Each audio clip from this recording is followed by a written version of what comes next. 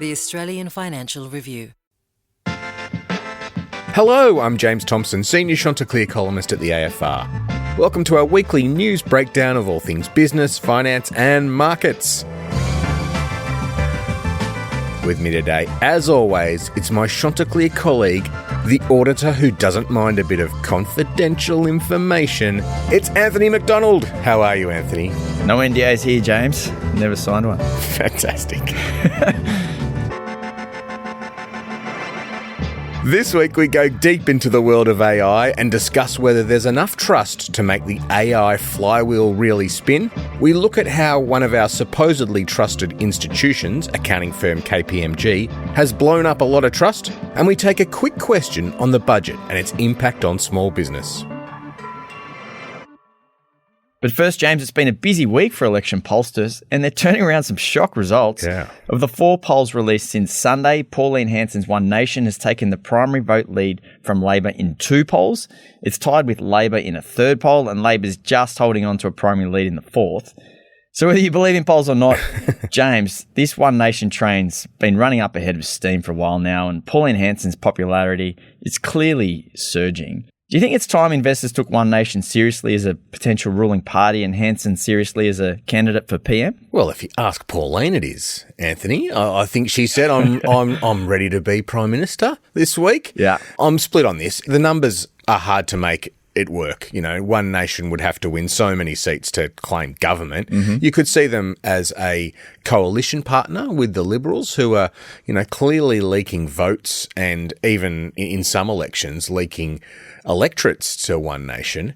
So I think actually we should take this seriously. Investors tend to dismiss politics over time and sort of think, well, it all evens out. But if you think of the last 6 weeks with the federal budget, that's changed a bit. The changes announced in the budget have rippled through the housing market, into the banking sector, into the broader economy for domestic cyclical stocks. So I reckon we do need to take a greater influence on politics that One Nation might hold, whatever that looks like. We need to take that seriously. I spent a little bit of time the other day having a look through One Nation's policy platform on their website. Look, it's frankly a bit vague. Mm-hmm. There's not a whole lot of economic heft there. I guess the impression I came away with is they'd probably be marginally more stimulatory. There's a lot of stuff about eliminating government waste, but there's also a lot of stuff about cost of living measures, measures for business, measures around apprenticeships and jobs. So maybe if One Nation was in a position after the next election to hold the balance of power or form a coalition with the Liberals, maybe we do need to think about that they'd be mildly more fiscally stimulative. What does that mean for monetary policy? Look, we're in the realm of hypotheticals here, but I actually wonder if investors would devote a little bit of time to that. I don't know, Anthony. I guess there's so much on the minds of investors at the moment. Maybe that's, it's all a bit of a pipe dream. What do you reckon? Oh, this political fragmentation is a huge issue, globally. But if you look in Australia, you've now got Labor, the Coalition, the Greens, One Nation, maybe the Teals, if they sort of get their act together, sort of formalise that. So you've sort of got like 4 or 5 different main options there. It's happened in the UK. It's happening like in England, Scotland, and Wales. You've now got 4 or 5 different parties that the votes are getting split into. Yep. The big swing factor here is the economy, James. The fragmentation, I think, comes back to the frustration of the voter since the financial crisis. The political system's not delivering that steady economic growth, the steadily rising incomes, the distribution of proceeds amongst the population like it used to. So people are looking for alternatives, and they're going to parties that were either unheard of or were unelectable, years ago. And One Nation's like that, right? So it's gone from something pretty niche to what we're being told now is a party that could attract a whole heap of mainstream votes. For me, it's the biggest impact it would have would be rolling him into the coalition, because if you think of the way that the votes have been fragmented in Australia, you've sort of got the left side, you've got the right side. The right side's quite cut up now between the Liberal Party and the National Party, so the traditional coalition and now One Nation. So they're going to go into the next election, which is due by May 2028, I think it is, and they're going to have to decide, all right, do we want to potentially have those votes, all split up between us, or do you want to join in together and maybe take on Labor, which has that big majority by seats and come together. So, I mean, I think that's where the discussion will increasingly go in the next year. Who knows? I think you've hit on something really important there, Anthony. That's fragmentation. Like polarisation of the electorate, as you say, leads to fragmentation of votes. And it generally leads to populism. Governments get in. They're not really of the right or the left. They blow with whatever they think is going to win them some votes. Usually that involves spending taxpayers' money. Usually spending taxpayers' money is inflationary. And so if you've got a higher for longer inflation pressure, you're going to have higher for longer interest rates. So that is the price, the sort of economic price of this polarisation / fragmentation. Higher inflation and higher rates. So there's not always a link between politics and markets, but I guess that's it. Now, Anthony, as all this was happening, the big story's been about AI, which is going to dominate our podcast today. And there's no bigger AI deal in the world than SpaceX's $2 trillion plus IPO, which has got underway this week. Elon Musk is cap in hand in front of ordinary Australians, mum and dad investors, asking them to chip in to this $75 billion US equity raising. It's a whopper float. There's plenty of hype. And we've never really seen, Anthony, an offshore company be able to market its shares directly to Australian retail investors before. Do you reckon Aussies are going to buy into this one? Yes, in a nutshell. This deal is so fascinating on so many levels. Yeah. First, you got SpaceX, the company itself, what it is, what it's trying to do. We went through it a couple of weeks ago on the podcast, the unknown of it. Like Elon Musk, for example, has performance options linked to getting 1 million people living on Mars. Just take that in. 1 million people colonizing Mars, right? Yeah. Like that's what we're talking about here. Are they new listeners for us, potentially? Oh, yeah, let's go to Mars, mate. We're going to do a podcast in Mars. Marketing your diary, 2035, if we're both still kicking. Beautiful. So, that's fascinating. Just the game that SpaceX is talking, the size and scale of it. This company is apparently going to be worth US $1.75 trillion. That's like 2.5 trillion Aussie. That's bang on the valuation. If you add up the value of our top 100 companies, all the companies in the ASX, CBA, the other banks, BHP, Coles, Wesfarmers, Telstra, Woolworths, you name it, that's about the same valuation, right? Wow. About $2.5 billion. So this one company, SpaceX, that records about $20 billion of revenue a year, is going to be worth as much as Australia's 100 biggest companies. Yeah. Like, that's amazing. Totally. The third thing, the thing that I'm really interested in, but it's a bit wonky, James, is just how this is happening. Like, this is a US company floating in the US, raising from Australian mum and dad investors. We've never ever seen that before. We have different IPO regimes, different regulators, different market expectations, different way of doing deals. And yet this one's been designed to appease both sets. Like, from a legal perspective, that's like getting 1 million people living on Mars. It is amazing. So, investing in this, James, and you've made the point in columns, it is a punt. You cannot value this thing on fundamentals. There are so many unknowns. You'd have to dream up all this massive stuff about what the future looks like. People living on Mars, for example, you'd have to discount it with God knows what rate you'd discount it with. Economists can't even tell you what GDP was last month accurately, let alone where the world's going and where this company's going in the next 10 years. Investors are sort of getting behind something else, James, and that's the sort of trading strategy of this IPO. And perhaps the biggest change, or, you could argue it's a rort, is the way that index providers have changed how they're going to treat a company like SpaceX when it comes into the index, and ensure that there's going to be these big passive investors buying it for at least the first few weeks, if not first few months, if not first few years on the burst. So people are trying to get their head around that, James, from what I can see, because, throw away the fundamentals. They just don't work here. There aren't any. There aren't. Yeah, they can try and guess how that sort of the trading side of it is going to go. Yeah. I'm really fascinated to see where it goes. I can feel the deal nerd in you as excited as you've ever been. Can I just ask though, Anthony, the US is a big market. Why has SpaceX and Elon Musk decided to do this Australian direct offering?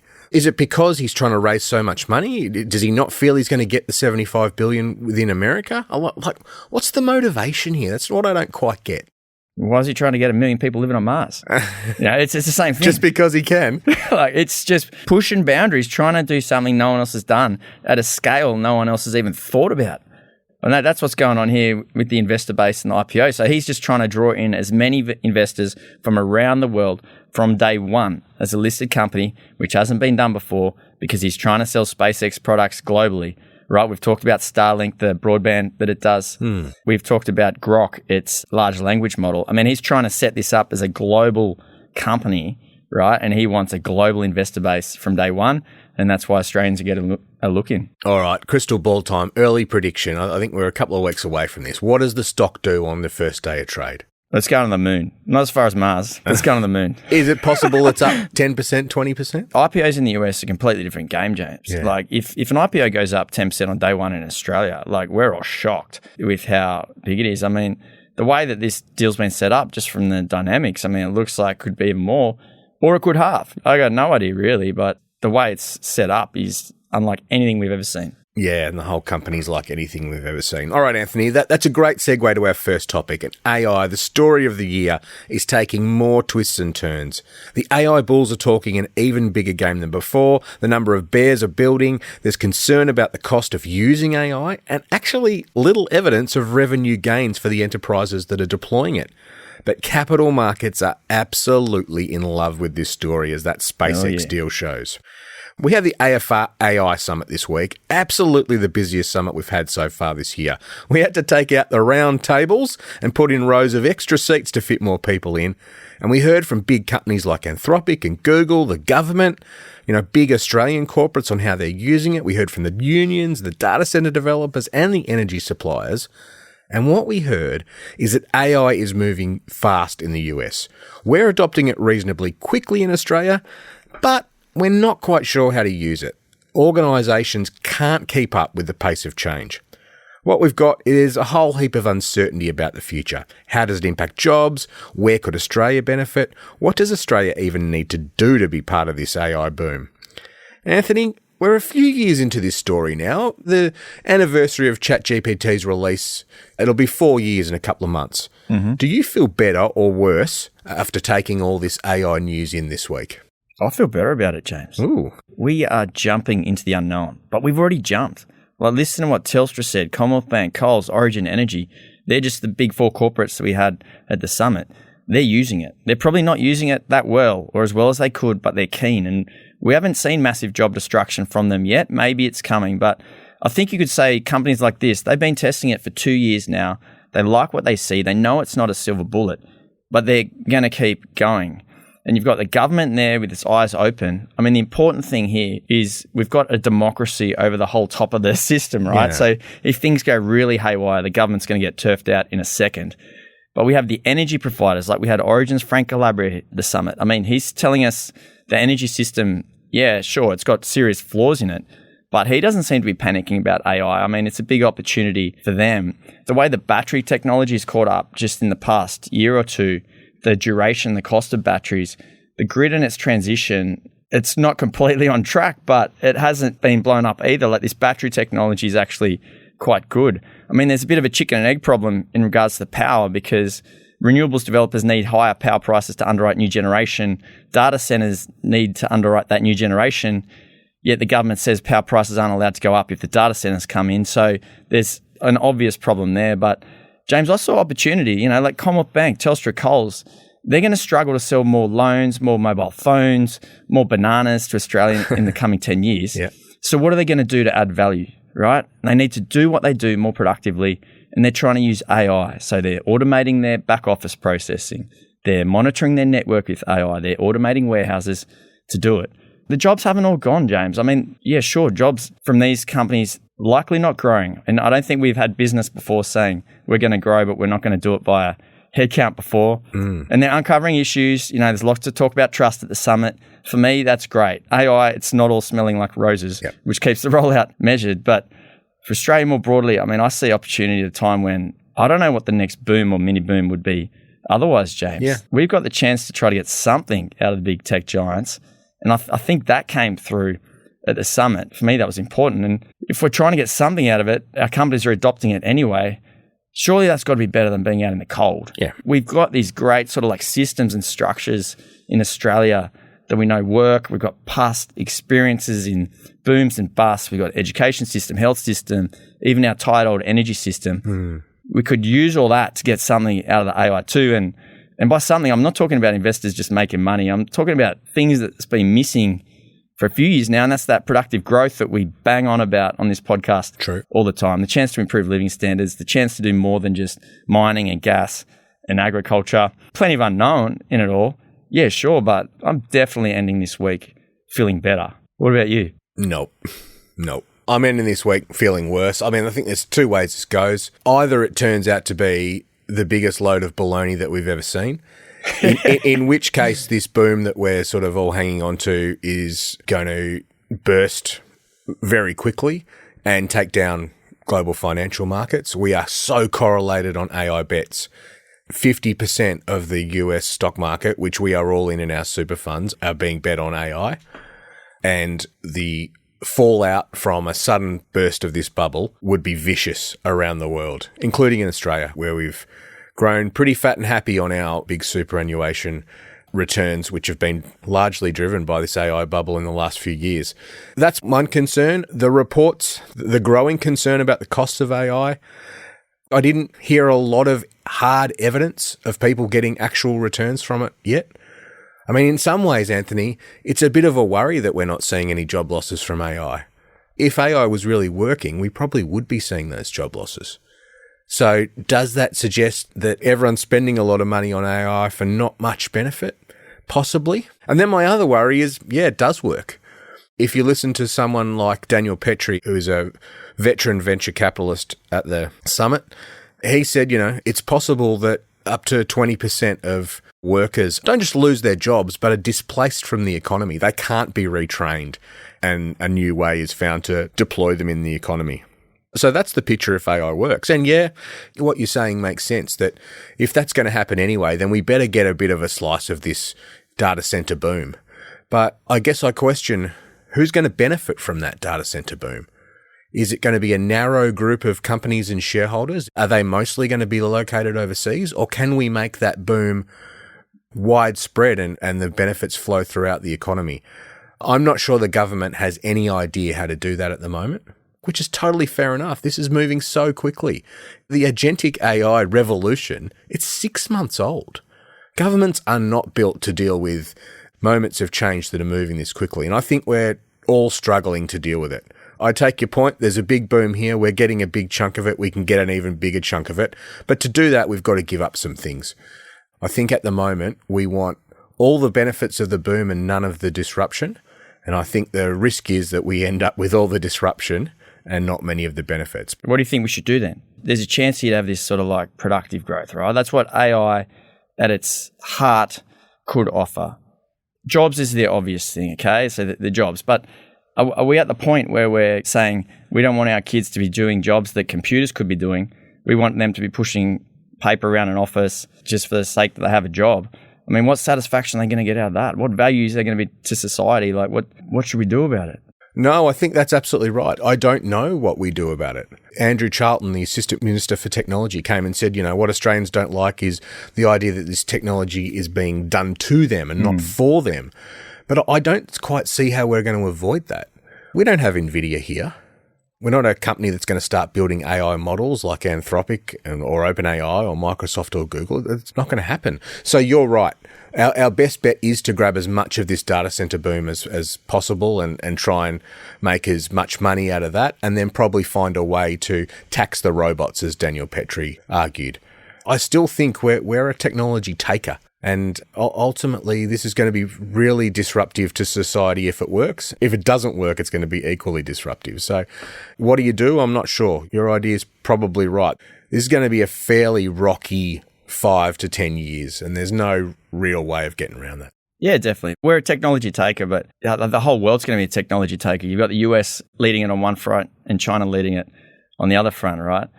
What's happening right now is the US is sort of saying to Australia, look, we're good mates on the security front. We can be good mates on the AI front as well. And I mean, that's why we get caught up talking about data centers a lot, because you've got these big US AI companies and the hyperscalers. It's not just AI, but also the cloud groups as well, your Amazons and Microsofts and that. They're mapping it all out, right? And they've got enough compute that they need for the next 2 years. But from 2 years' time, they're going to need bigger data centers, more compute and all that sort of stuff. And they're saying, where are we going to get it? the US, they've sort of mopped up all the excess energy there. They're getting pushback from society. They look at Australia and they say Australia's got this Five Eyes security status. It's got the land. It's got the energy or potential to generate the reliable and maybe cheap renewable energy. It's got the rule of law, and it's somewhere they could sink $10 or $20 billion and sleep early at night. So, I mean, I think we are potentially getting cut in on this trade if we want it. It might not be for the best, but it could be a mini boom. It could just be about building data centers for the next 10 years and then it all fizzles away. But I mean, it's something that we can latch on to in the near term. I think we just got to make sure that we don't get into 10 years' time or 20 years' time and go, great, we've got all these big warehouses here that suck up heaps of power and regret it. But that's up to us to work out how to do that. Yeah, no, fair enough. Your head's clearly in the jobs, James, and the way that AI could impact employment. I understand why.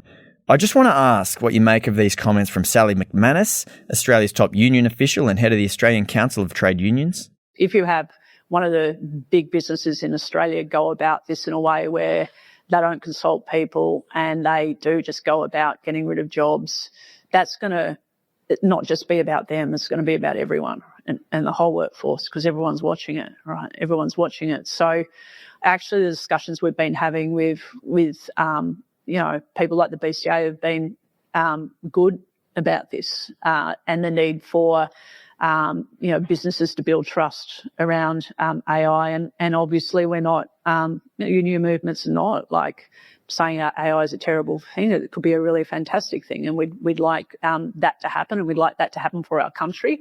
And we'd like to see a time when, jobs are more interesting and we can, somehow tax those big companies and we can share the benefits and we can all be working a 3-day working week. What do you think of her notion, the 3-day week? Is she for real? Well, I mean, this is a perfect encapsulation of us wanting all the benefits and none of the disruption. I mean, you couldn't have it expressed any better. And I think maybe there is a way to that sort of world where we do tax all the giants, where we do manage to bring our working week down to 3 days, where we do live in this sort of world of abundance that the AI giants promise. It feels Pollyanna. I didn't get a sense, Anthony, from the AI Summit of a clear path to that sort of world. I don't know. Did you? No, we're not there yet. In my head, I hear that and straight away goes, do we want a 3-day working week? What would you do the other 4 days?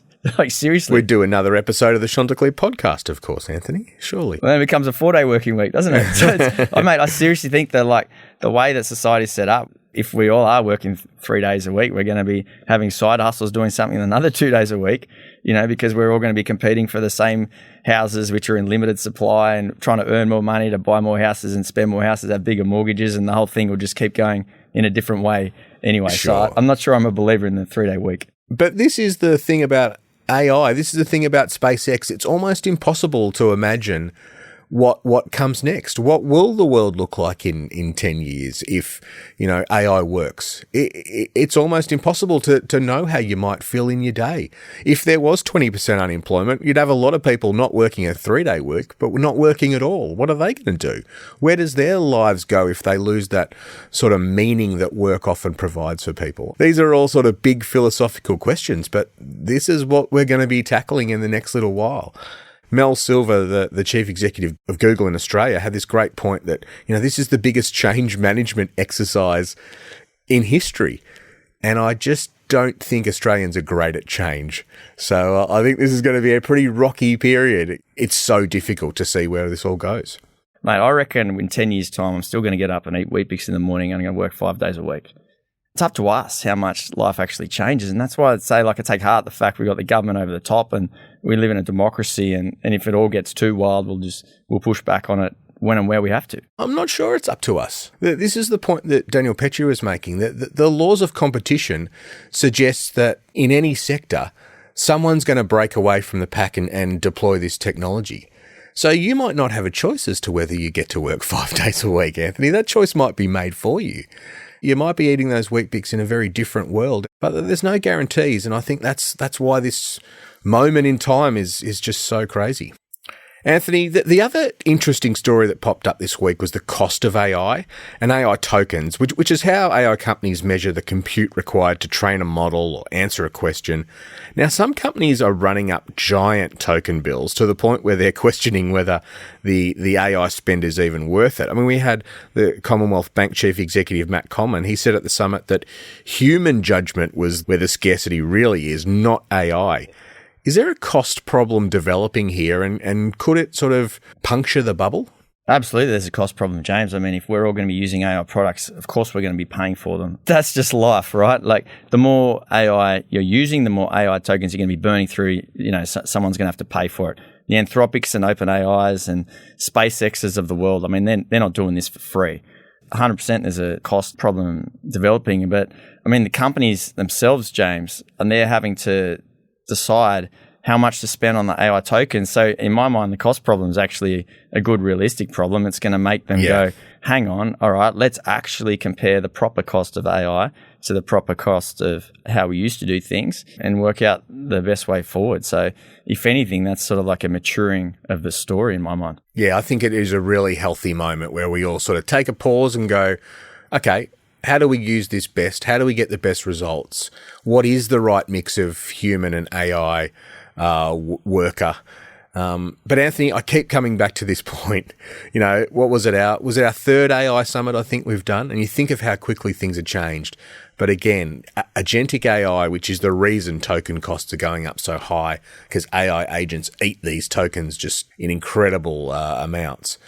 It's 6 months old. We're 6 months into this story, and already we've seen this massive change from this is the greatest thing in the world to literally a few months later, hang on, do we need to put the brakes on here? So this is going to have lots of bumps and scrapes and moments of agony and ecstasy, I think. So, a moment of pause right now probably isn't the worst thing. Yeah, the thing I took comfort from, James, is at least it's happening at a time when we've got all these sort of like structures in place and governance systems set up, so we are talking about the cost of tokens now rather than companies running up huge bills, like Commonwealth Bank running up a huge bill and it getting hooked on AI before it's actually there.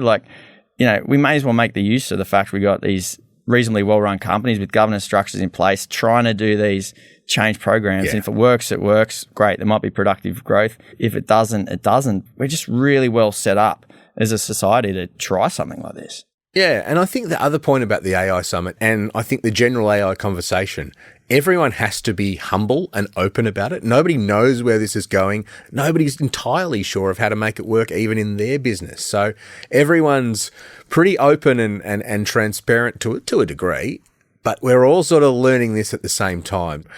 I don't know, Anthony. We've seen some big stories in our careers, but there's nothing like this. This is amazing to watch this roll out in real time and all the wrinkles and debates and the good points and the bad points and the highs and lows. It's just totally fascinating. So good to be in the middle of it and great to be able to have an AI summit that pulled a lot of that apart. Sure is, James. Let's get back to the real world, Anthony.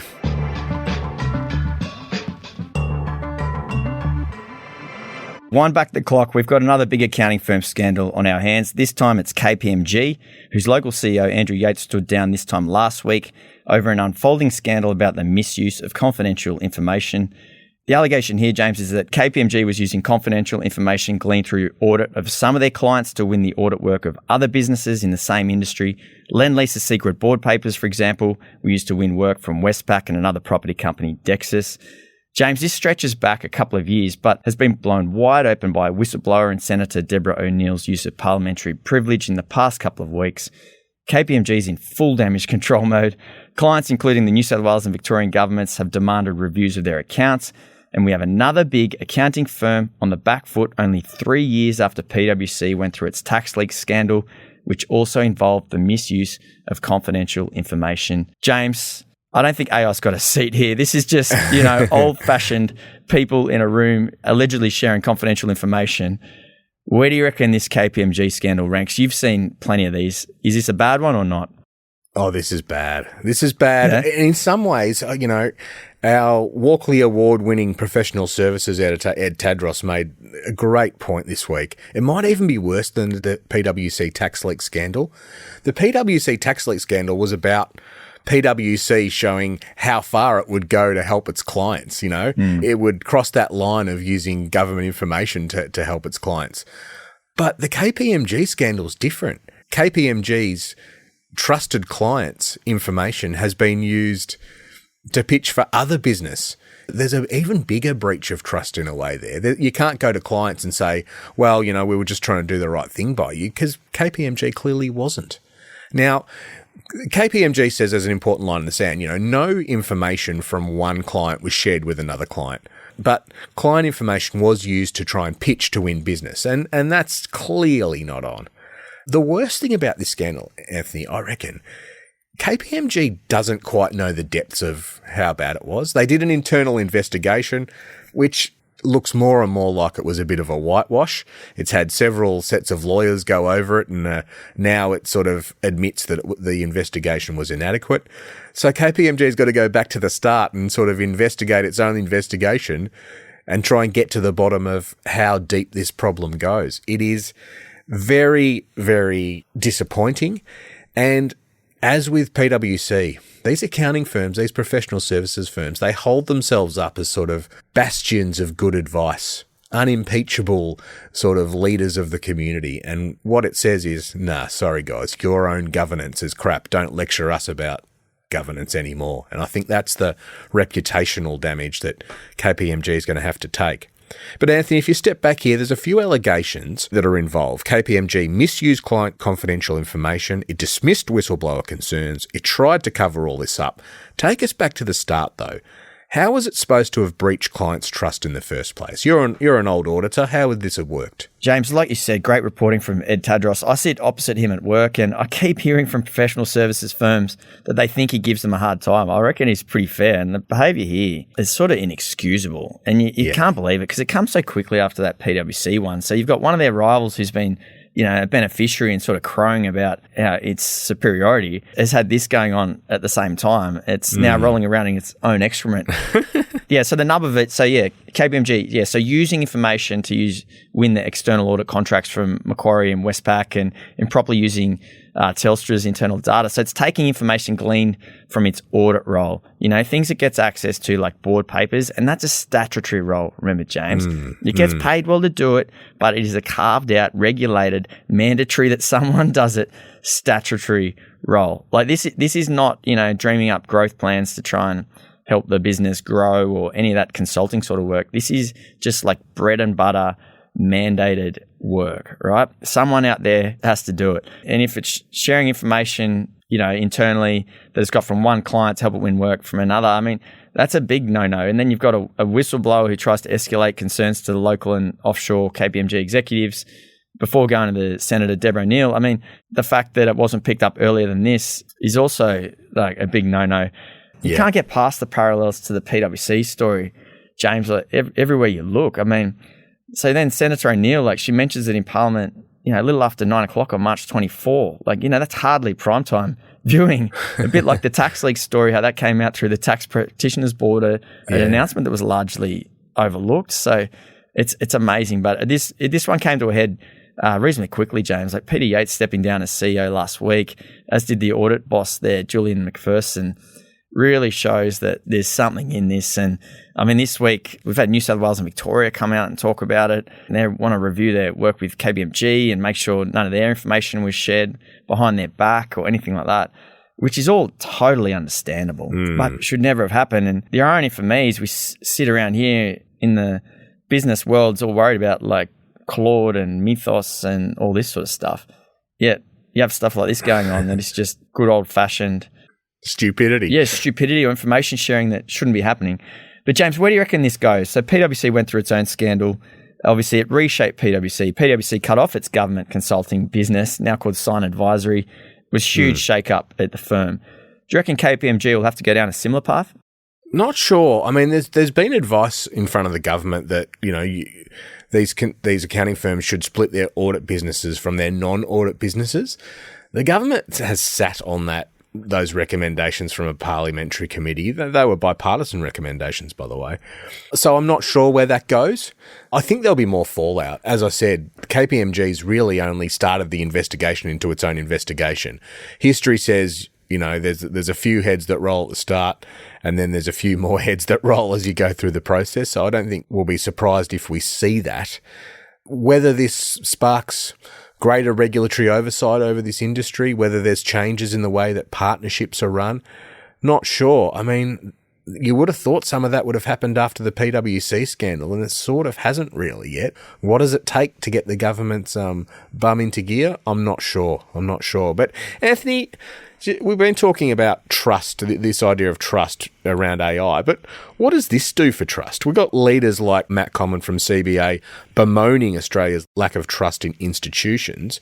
Totally fair enough. But then we've got behaviour like this. Like, what do we do about this? Yeah, I mean, that's the big thing here, James, is trust. And you got firms like KPMG, they're trusted as consultants, advisors, and in this case, audit, a statutory function. It's a statutory stamp of approval designed to add their trust to a set of numbers that we need the system to trust. That's the shocking thing. I mean, once you got trust, you're held up on this pedestal as a stamp of approval. To abuse it's a real kick in the guts. And I'm sure, James, most people at KPMG are probably going to work every day, do the right thing, tick and bash their way through the source material to verify numbers, do the controls testing, all the stuff that they're supposed to do. They have all these education programs rammed down their throat about how important it is to treat client information correctly. And then they have this going on higher up in the firm because it's all about winning work. When you have stuff like this, it erodes trust, and we need the trust to keep the whole sort of system going. I mean, it keeps investors investing, it keeps banks lending, it keeps consumers consuming.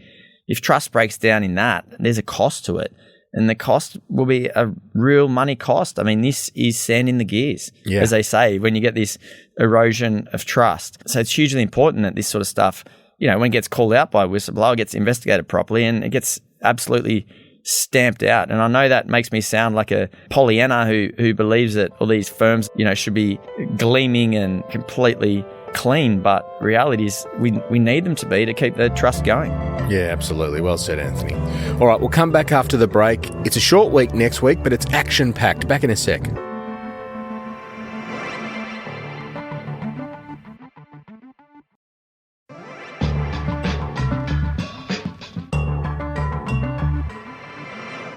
Well, welcome back. If you want to know more about what we're talking about today and a whole lot more, AFR subscribers can sign up to the Chanticleer newsletter at join.afr.com/Chanticleer.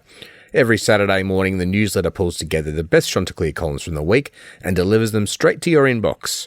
All right, Anthony, it's a short week on the ASX. The exchange is closed on Monday for the King's birthday long weekend, Melbourne and Sydney. But things fire up again on Tuesday with the NAB Business Confidence Survey. Now, we had GDP figures on Wednesday. Growth was a bit weaker than expected, 0.3% for the quarter, 2.5% on an annualised basis. It does feel like the RBA's rate cuts are starting to work. And of course, you know, throw in the Iran energy shock. It's a pretty tough environment out there at the moment. Yeah, it is. I reckon we're still going to see confidence pretty down. James, like you got the rate rises, the Iran war, petrol prices, the economy grinding, the budget. Yeah, it's not easy out there. Yeah. All right. On Wednesday night, our time, we get US inflation data. Now, most economists, they expect 2.8% for core inflation, which strips out, you know, the volatile items like food and energy, oil and gas, and then 3.9% for the headline number, which is slightly higher than last month. I mean, Anthony, the US Federal Reserve, which is their version of the RBA, they've got a target for inflation of 2%. Now, we're going to be pretty close to 4%. We haven't been anywhere near 2% for 5 years. When does a target stop being a target? Yeah, totally. I mean, that's why they got to target the inflation expectations rather than the actual numbers. But yeah, I mean, they're running it pretty hot, and there's no magic solution to just stamping it out, or they don't want to pull the trigger at least. Yeah, the new Fed chairman, Kevin Warsh, he's now in the chair. Man, he's got a tricky situation he's coming into. It's not going to be very easy. He wants to get rates down. He wants to reform the Fed, but inflation's just too high. And as you say, they're running it hot there. All right, Anthony, we'll have questions here at the Chanticleer podcast. If you've got a question you want to send in, you can email us at chanticleer@afr.com. You'll find a link to that email address in the show notes. Of course, you can send us a question in audio form by recording a voice memo on your phone, including your name and where you're from, and emailing it to us. And there's also a widget on the bottom of every Chanticleer article, so you can send us a question that way. This week's question is from Rosh in Western Australia, and we'll ask our producer, Mandy Coolin, to do the honours. Rosh says, love the post-budget podcast wrap. Based on the budget, it seems that the most tax-efficient path forward for many small to mid-sized business owners may be to intentionally stop expanding, minimise hiring and simply draw out the profits as regular income. Given that SMEs employ 65% of the private sector workforce, how does penalising active business growth support the RBA's full employment mandate or address Australia's productivity slump? Are we entering an era of intentional slow growth? Well, Anthony, that's a pretty downbeat assessment of the budget from Rosh there. Yeah. Do you think business owners are sitting there thinking, you know what, I'm just going to hit the brakes? Depressing thought, isn't it, James? I couldn't agree more with your first reaction there. I don't know. I mean, in theory, I get what Rosh is saying, but are we really saying that SMEs aren't going to try and grow the business when there's an opportunity to, just because of the potential tax bill? I mean, I get it from an investor's perspective, how that comes into the equation. When you're a capital allocator, you can invest across wherever you want. But when it's your small business, what are you doing it for? What are your motivations? I'm not sure it's all going to be about that nest egg at the end of the day. But if thinking like this catches on through the economy, that's when there's a real problem. That would be a terrible outcome if we are heading for a period of intentionally slow growth. You know, most small business owners I've met don't think like that. But Anthony, I think you're right that the fact that Rosh is asking this question is a worry that we might have a bit of a sense that the budget has changed the psyche. I mean, certainly it does change the way capital is going to be allocated, and it does that intentionally. But we can't afford that to reach the small business level because there's not enough dynamism in this economy at the moment. Rosh is absolutely right about that. So does that get back to the way this budget's been sold to small business? I mean, there were some things in there for small business, but clearly Rosh isn't listening to any of those around, you know, R&D incentives or accelerated depreciation or anything like that. So, I mean, this goes to the problem that Treasurer Jim Chalmers and Prime Minister Anthony Albanese have. This budget has landed very poorly, and it's a big hole they need to dig themselves out of. Yeah, sure is. All right, Anthony, a massive week. I've really enjoyed our debate today about AI. I think it's such a fascinating topic, and you know, we're lucky to be right in the middle of it. And the AI Summit was a great example of that. So thanks for another big week. Yeah, there's not much else that's worth talking about at the moment, it feels like, James. This AI, what happens in the next 12 months, I think really going to set the scene for, you know, the way we're working in 10 years' time. Absolutely. Thanks for listening, everybody. Have a great long weekend, and we'll see you next week. If you like the podcast, send it to a friend as it helps others find us. And don't forget to follow wherever you get your podcasts so you'll never miss an episode. At The Financial Review, we investigate the big stories about markets, business and power. For more, go to afr.com and you can subscribe to The Financial Review, the daily habit of successful people. Chanticleer was hosted by me, James Thomson, and Anthony Macdonald. It was produced by Mandy Coolin. Head of audio is Alex Gow, who also composed our theme. And the head of premium content is Fiona Buffini.